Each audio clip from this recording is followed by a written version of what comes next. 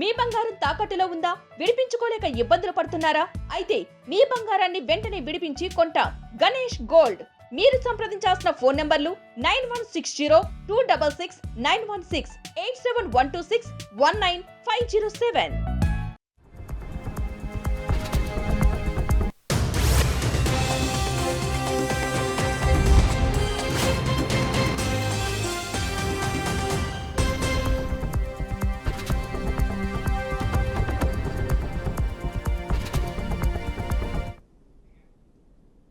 Breaking news చూస్తున్నాం. మహిళలకు RTC బస్సుల్లో ఉచిత ప్రయాణంపై ముఖ్యమంత్రి చంద్రబాబు సమీక్ష నిర్వహించారు.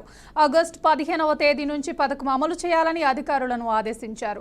ఉచిత బస్సు పథకంలో జీరో ఫేర్ టికెట్ ఉంటుందని అన్నారు. రాయితీ వివరాలతో టికెట్లు జారీ చేయాలని చెప్పారు. ఏసీ ఎలక్ట్రానిక్ బస్సులు మాత్రమే కొనుగోలు చేయాలని ఆర్టీసీ యాజమాన్యానికి సూచనలు చేశారు. రాష్ట్ర ప్రభుత్వం ఆర్టీసీ అభివృద్ధి కోసం కృషి చేస్తున్నట్లు తెలిపారు. గడిచిన 5 ఏళ్ల వైసీపీ పాలనలో కాలం చెల్లిన బస్సులు నడిపిందన్నారు. స్వర్ణాంధ్ర స్వచ్ఛాంధ్ర భాగంగా ప్రయాణికులకు సౌకర్యం కల్పించడంలో ఖచ్చితమైన నిర్ణయాలను తీసుకున్నట్లు తెలిపారు.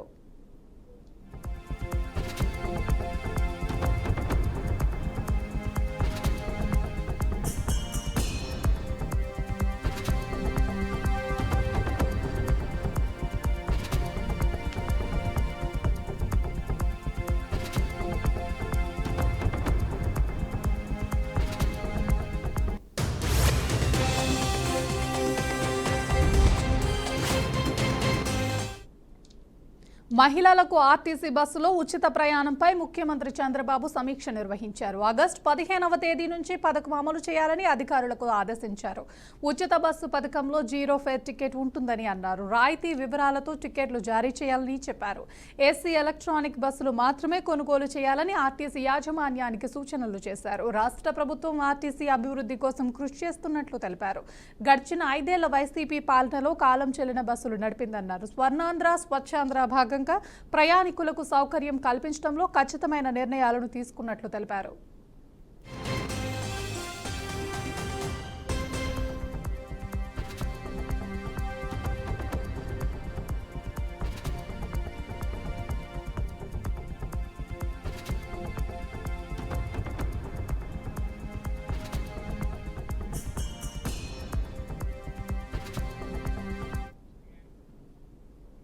తెలంగాణలోని అన్ని జిల్లాల కలెక్టర్లకు ముఖ్యమంత్రి రేవంత్ రెడ్డి కీలక ఆదేశాలు జారీ చేశారు. సచివాలయం వేదికగా కలెక్టర్లతో వీడియో కాన్ఫరెన్స్ నిర్వహించారు. కలెక్టర్లు, అధికారులు కూడా రేషన్ కార్డుల పంపిణీ కార్యక్రమంలో పాల్గొనాలని ఆదేశించారు. రేషన్ కార్డుల పంపిణీ ప్రక్రియ నిరంతరం కొనసాగుతుందన్నారు. ఎవరూ ఆందోళన చెందాల్సిన పని లేదని కీలక ప్రకటన చేశారు. ఈ నెల 25వ తేదీ నుంచి వచ్చే నెల 10వ తేదీ వరకు రేషన్ కార్డులు పంపిణీ చేయాలని చెప్పారు.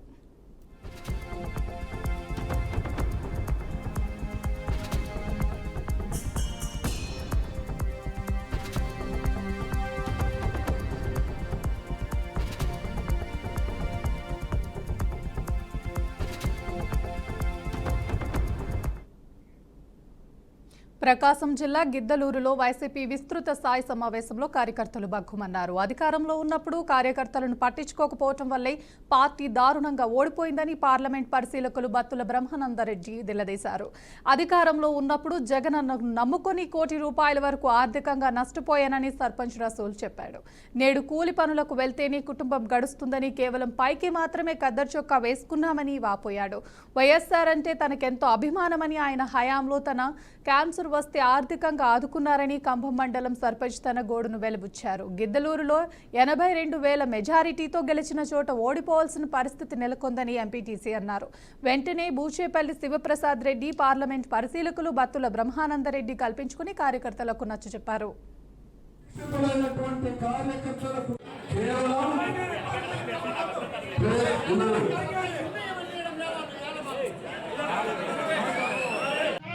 నేను మాట్లాడే ముందు మీతో మాట్లాడిస్తాను.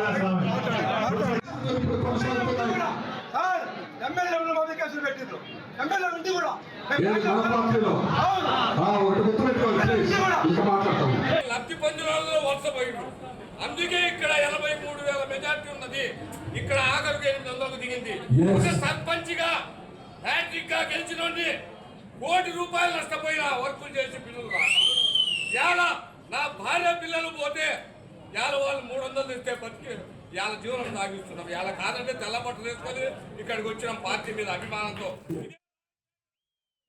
ఎంపీ మిథున్ రెడ్డి అరెస్టుపై మాజీ ఎమ్మెల్యే శిల్పారవి ఘాటుగా స్పందించారు. మద్య కుంభకోణంలో అవినీతి ఎక్కడ జరిగిందో టీడీపీ నాయకులు చెప్పాలని డిమాండ్ చేశారు. రాష్ట్రంలో పుష్ప సినిమాలో డైలాగ్ చెప్పిన పుష్ప హావభావాలు చూపిన కేసులు పెడుతున్నారని మండిపడ్డారు. టీడీపీ వాళ్ళు, టీడీపీ నాయకులు చంపుకున్న వైసీపీ వాళ్ళను అరెస్ట్ చేయటం ఏంటి అని ప్రశ్నించారు. మళ్లీ అధికారంలోకి రావటం ఖాయం, మీ పాఠాలకు గుణపాఠాలు నేర్పించడం ఖాయమని హెచ్చరించారు.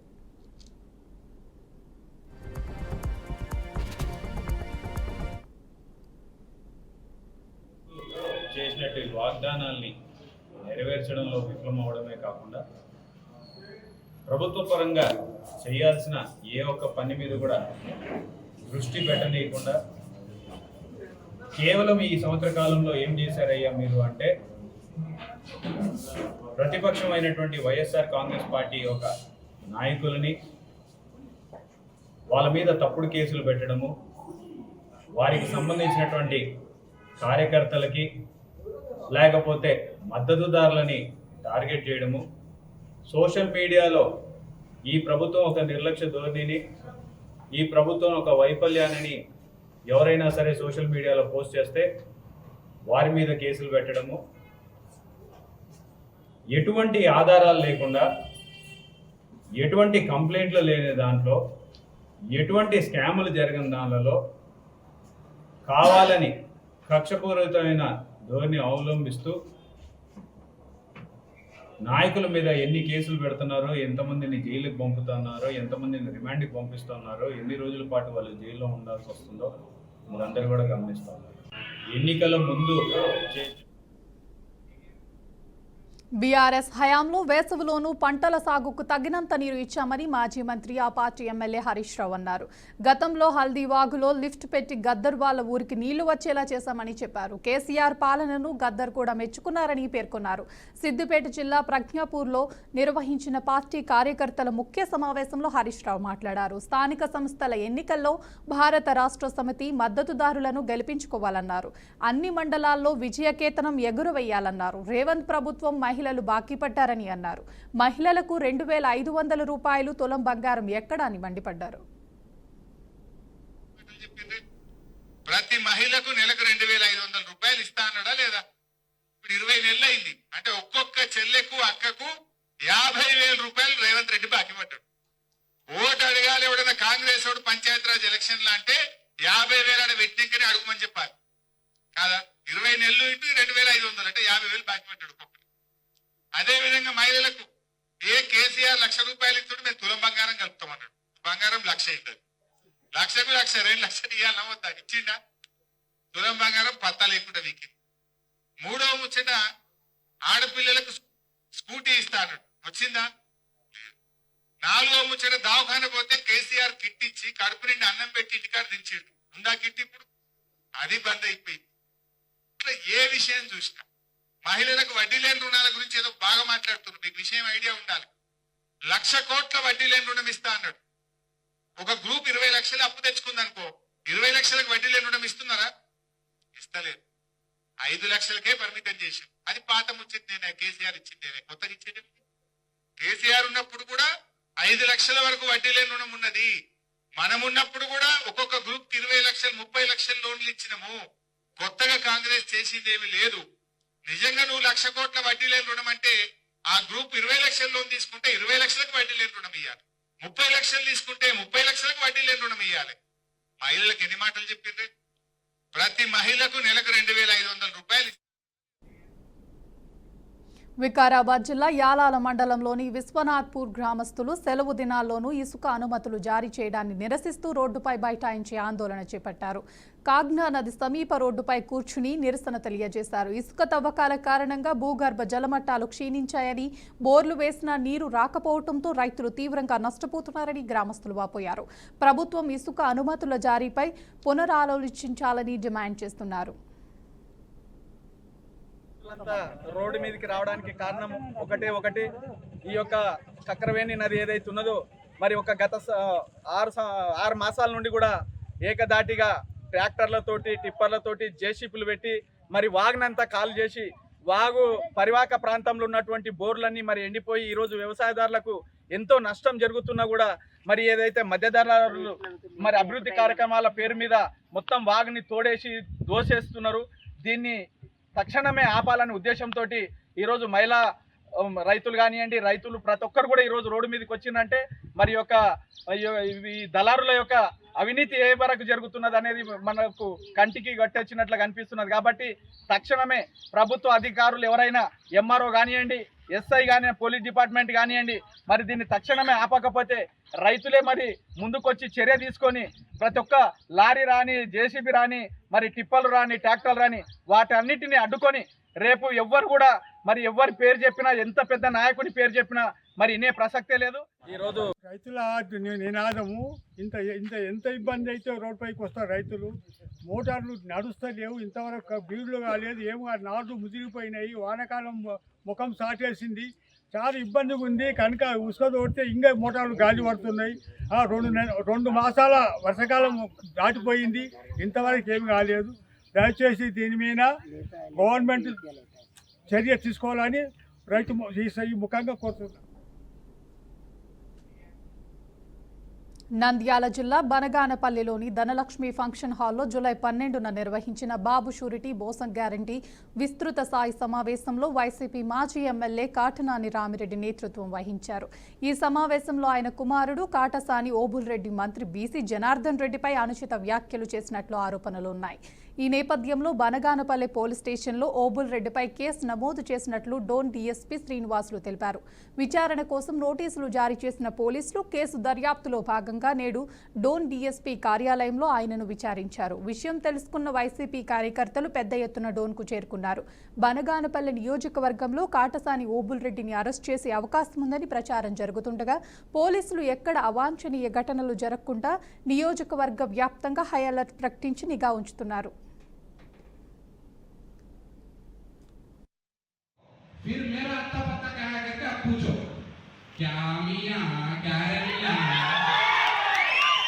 आपको एमएलए बन गए और लोकेश को चंद्रबाबू नायडू को पैसा फेंके आप मिनिस्टर भी बन गए और हमारे ऊपर इतना सोच रख के रात में नींद नहीं आ रहे तेरे को रात निद्र पట్టట్లేదు నా గురించి ఆలోచించి ఏమంత అవసరం నీకు ఏమంత బనగానపల్లి నియోజకవర్గానికి ఇన్ఛార్జ్ కాటసాని రామిరెడ్డి ఓల్రెడీ గారు గుర్తుపెట్టుకో, అది మర్చిపోయినట్టున్నావు నువ్వు. ఆయనను తప్పలేవా? ఆయన ముప్పుడే తప్పలేదు, మన ఇంటికి వచ్చిందే అనుకో నా దగ్గరకు వస్తున్నావా? రేపు పొద్దున అధికారం వస్తుంది, ఖచ్చితంగా జగన్మోహన్ రెడ్డి గారు అధికారంలోకి వస్తారు, ఎమ్మెల్యే గారు మరి రామిరెడ్డి గారు గెలుస్తారు. మరి నీకు కొడుకున్నాడనే విషయం మర్చిపోవద్దు. మరి ఏ విధంగా ఇబ్బందులు పెట్టినా ప్రతిదీ గుర్తుపెట్టుకుంటాం. సమయం వచ్చినప్పుడు, సందర్భం వచ్చినప్పుడు ఖచ్చితంగా తీగిస్తాం. ఖచ్చితంగా. మళ్ళీ ఇంకో మాట చెప్తున్నా, నాకు కొన్ని రోజుల ముందు कुछ दिन पहले एक आदमी मेरे पास आके बोला अन्ना तुम्हारा ऊपर रामरेड्डी अन्ना को कुछ नहीं कर सकते अन्ना. ఈరోజు బనాంపల్లిలో వైసీపీ పార్టీ తరఫున బాబు షూరిటీ భవిష్యత్తు గ్యారంటీ అనే దానికి వ్యతిరేకంగా వైసీపీ పార్టీ నియోజకవర్గ విస్తృత స్థాయి సమావేశం ఒక కార్యకర్తలతో జరిగింది. ఆ సమావేశంలో కాటసాని ఓబుల్రెడ్డి అనే అబ్బాయి మాట్లాడిన పద్ధతి సభ్య సమాజమే చాలా అసహించుకునే విధంగా ఉంది. చాలా వల్గర్గా మాట్లాడాడు. 1, 2 రెచ్చగొట్టే స్పీచ్, బెదిరించే స్పీచ్. మనం ఇంకా ప్రజాస్వామ్యంలో ఉన్నాం. ప్రజాస్వామ్యంలో ప్రజలు ఎవరు గెలిపిస్తే వాళ్ళే ఎమ్మెల్యేలు అవుతారు, మంత్రులు అవుతారు. అది మర్చిపోయి బెదిరింపు ధోరణితో మాట్లాడి, రెచ్చగొట్టే ధోరణితో మాట్లాడితే పోలీసు పరంగా ఖచ్చితంగా కఠినమైన చర్యలు ఉంటాయి.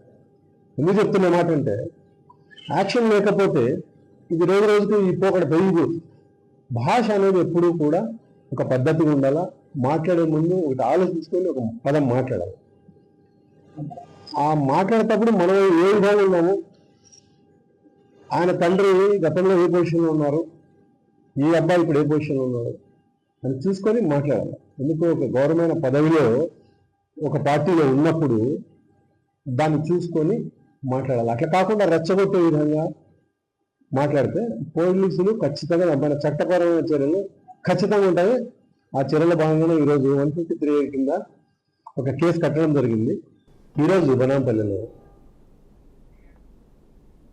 కూటమి నేతలు ఎవరిని కొట్టాలి, ఎవరిని చంపాలి, ఎవరిని జైలుకు పంపాలి అని ఆలోచిస్తున్నారు తప్ప గ్రామాల అభివృద్ధి అసలు పట్టదని అల్లూరి వైసీపీ ఎమ్మెల్యే బూసినె విరూపాక్ష అన్నారు. తన నియోజకవర్గంలోని సర్పంచ్లు ఎదుర్కొంటున్న సమస్యలపై ఎమ్మెల్యే విరూపాక్ష సోమవారం కలెక్టర్కు వినతి పత్రం అందించారు.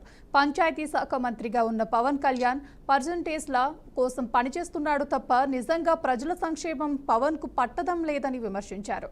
ప్రతిపక్ష హోదా ఇవ్వకుండా అసెంబ్లీకి వచ్చి మాట్లాడమంటే ఏం మాట్లాడేది అని అంటున్న ఎమ్మెల్యే విరూపాక్షతో మా ప్రతినిధి Baswaraj face to face.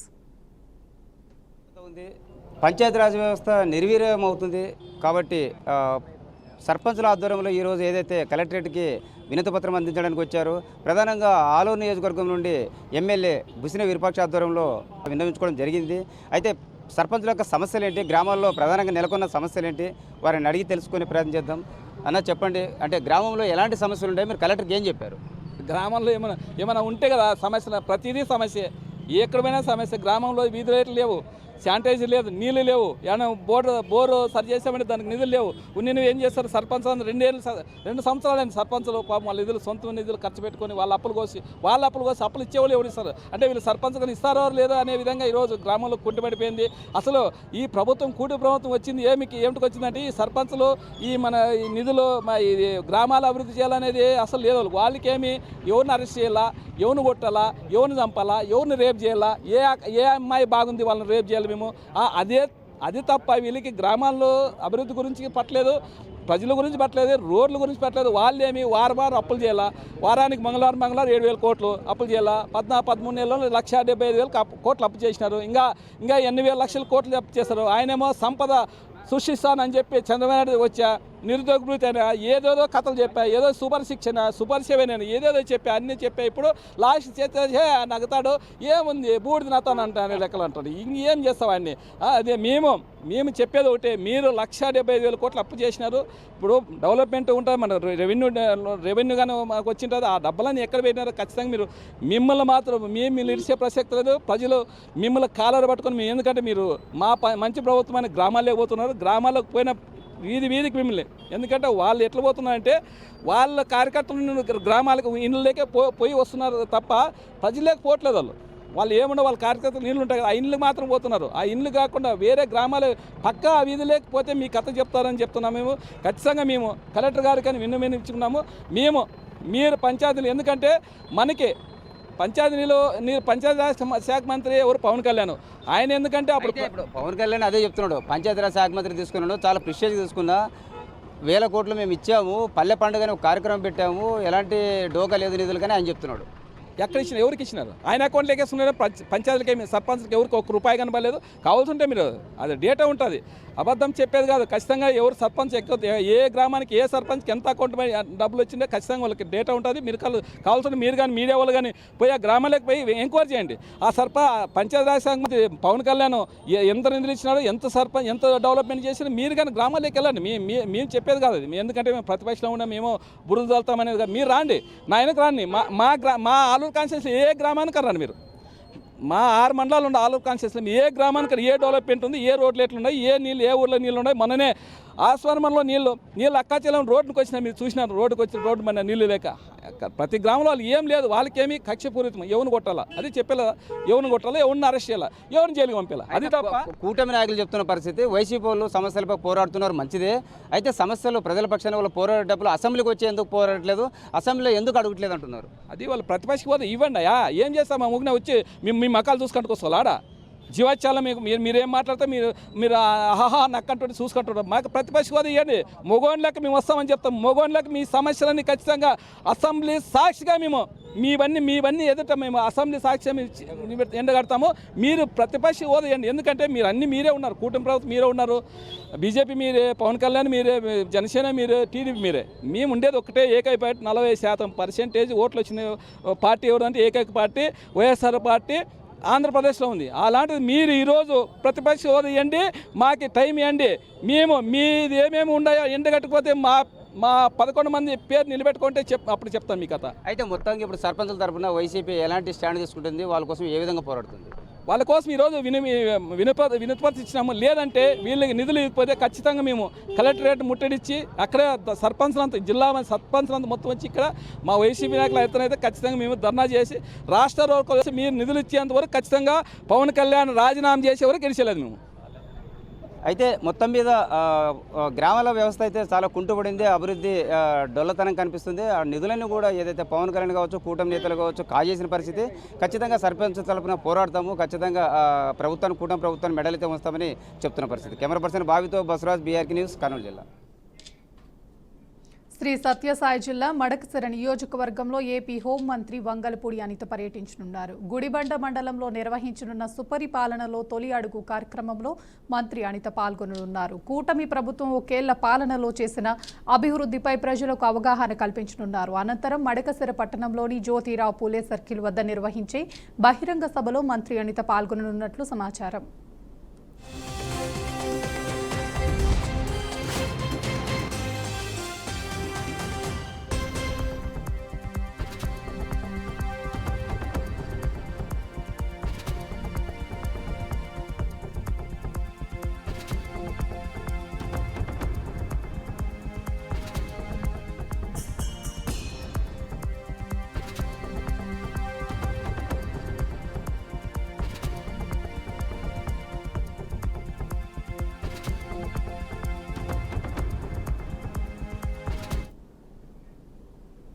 Jagan పర్యటన సందర్భంగా జన సమీకరణ చేశామని వైసీపీ కార్యకర్తలపై కేసులు పెట్టారని వైసీపీ నాయకురాలు విడుదల రజని అన్నారు. మేము జన సమీకరణ చేయలేదని, జగన్ వస్తున్నారని తెలిసి ప్రజలు స్వయంగా తరలివచ్చారని స్పష్టం చేశారు. జనం గుండెల్లో జగన్ ఉన్నారు కాబట్టి ప్రత్యేకంగా జన సమీకరణ చేయాల్సిన అవసరం లేదని అన్నారు. చంద్రబాబు ప్రభుత్వం జగన్ పర్యటనపై అనేక ఆంక్షలు విధించిందని, పోలీసుల ద్వారా అడ్డుకునే ప్రయత్నం చేశారని అన్నారు. చంద్రబాబుకు ఏం భయం పుట్టుకుందో అర్థం కావటం లేదు.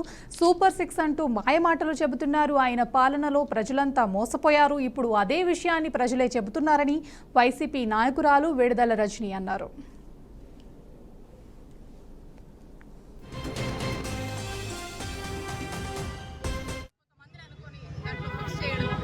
ఫిక్స్ చేసి ఇబ్బందులు పెట్టడం, అక్రమ కేసులు కట్టడము, అరెస్టులు చేయడము, జైలు దాకా ఏడ్చడం, ఇదే నడుస్తూ ఉంది. ఏంటంటే దీని పేరు చెప్పారు కదా వాళ్ళే, చంద్రబాబు నాయుడు గారు లోకేష్ చెప్పారు కదా గతంలోనే, ఏమని రెడ్ బుక్ అని చెప్పారు.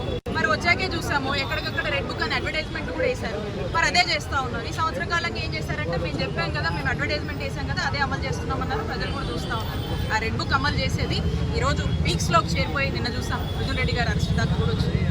లేనటువంటి జరగనటువంటి ఒక స్కామ్ అని చిత్రీకరించి మరి ఈరోజు క్రమక్రమంగా చూస్తూ ఉన్నాం. దీని మీద కొన్ని డెవలప్మెంట్స్ తీసుకొచ్చి మరి ఏ విధంగా అరెస్ట్ చేసి జగన్మోహన్ రెడ్డి గారి చుట్టూ ఉన్నటువంటి మనుషుల్ని ఇబ్బంది పెట్టేటువంటి ఒక ప్రయత్నమే జరుగుతూ ఉందని మనకు స్పష్టమవుతా ఉంది. కానీ మేము చెప్తా ఉన్నాము, ప్రజలకు ఒక చక్కటి ట్రాన్స్పరెంట్గా ప్రతి ఒక్క పాలసీ తీసుకురావడం కానీ, వెల్ఫేర్ని అందించడం కానీ, అభివృద్ధి చేయడంలో కానీ జగన్మోహన్ రెడ్డి గారి ప్రభుత్వం చాలా ట్రాన్స్పరెంట్గా పనిచేసింది. ఎక్కడ ఏ ఇంటెన్షన్ లేకుండా చక్కగా ప్రజలకు మేలు చేయాలి, చక్కటి ప్రజాపాలన అందించాలి, చక్కటి అడ్మినిస్ట్రేషన్ అందించాలి, చక్కటి ప్రజా సేవ చేయాలి అనేటువంటి ఉద్దేశంతోనే జగన్మోహన్ రెడ్డి గారు వారి యొక్క 5 సంవత్సరాల పాలనని ప్రజలకు ఇచ్చారు. మరి ఈ రోజున వీళ్ళు ఏవేవో మాట్లాడుతూ ఏవేవో అంటూ ఇవన్నీ తట్టుకోలేక ఏదో ఒకటి చెయ్యాలి అని చెప్పేసి నడుం కట్టుకొని ఇలాంటి పల్నాడు సత్తెనపల్లి పోలీస్ స్టేషన్లో మాజీ మంత్రి అంబటి రాంబాబు విచారణకు హాజరయ్యారు. జగన్ కేబినెట్ మంత్రులుగా మమ్మల్ని నియమించారు, కానీ ఇప్పుడు చంద్రబాబు, లోకేష్ ఉద్దేశపూర్వకంగా మాపై కేసులు పెట్టేస్తున్నారని అంబటి రాంబాబు అన్నారు. లిక్కర్ స్కామ్ వెనుక చంద్రబాబు, లోకేష్ మంత్రులు, డిఎన్ఆర్ పాత్ర ఉందని భావిస్తున్నామన్నారు. పోలీస్ స్టేషన్కు రావటమే నేరమైనప్పుడు ఇది ప్రజాస్వామ్యం కాదు. మేము దేనికైనా సిద్ధంగా ఉన్నాం. రాజకీయాలు సాహసంగా చేస్తామని చెప్పారు. చంద్రబాబు, లోకేష్కు ప్రజలే బుద్ధి చెప్పే రోజు వస్తుందని, ఇది మిలిటరీ పాలనలాగా దృష్ట పాలన, దీన్ని అంతం చేసేందుకు అందరం కలిసి పనిచేద్దామని అంబటి రాంబాబు తెలిపారు.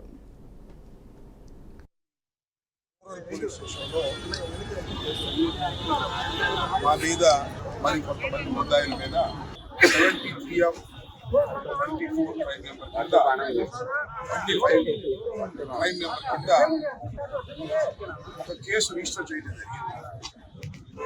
అదేవిధంగా రజనీ గారి మీద మరొక క్రైమ్ నెంబర్లో మరొక కేసు రిజిస్టర్ చేయడం జరిగింది.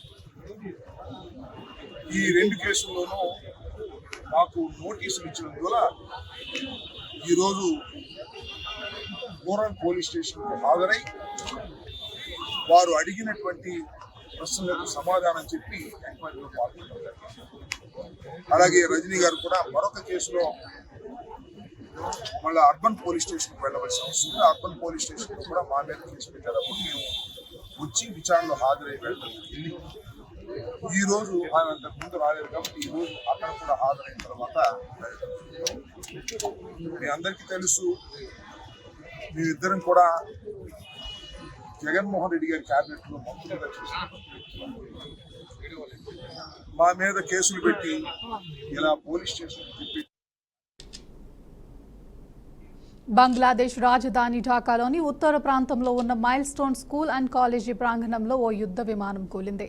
ఈ ఘటనలో మృతుల సంఖ్య 19కి పెరిగినట్లు అక్కడి అధికారులు తెలిపారు. మృతుల్లో 16 మంది విద్యార్థులు, 2 టీచర్లు, 1 పైలట్ ఉన్నారన్నారు. ఈ మధ్యాహ్నం జరిగిన ఈ ప్రమాదంలో గాయపడిన వారి సంఖ్య ఇంకా స్పష్టంగా తెలియరాలేదన్నారు. సహాయక చర్యలు కొనసాగుతున్నాయని, తొందరలోనే అన్ని విషయాలు చెబుతామని తెలిపారు.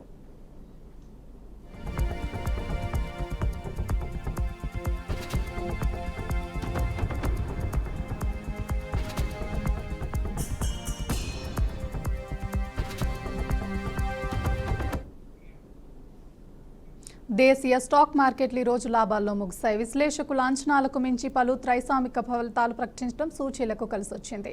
ట్రేడింగ్ ముగిసే సమయానికి సెన్సెక్స్ 442 పాయింట్లు లాభపడి 82,200కి చేరుకుంది. నిఫ్టీ 112 పాయింట్లు పెరిగి 25,090 వద్ద స్థిరపడింది. అమెరికా డాలర్లతో పోలిస్తే రూపాయి మారకం విలువ 86.30గా ఉంది.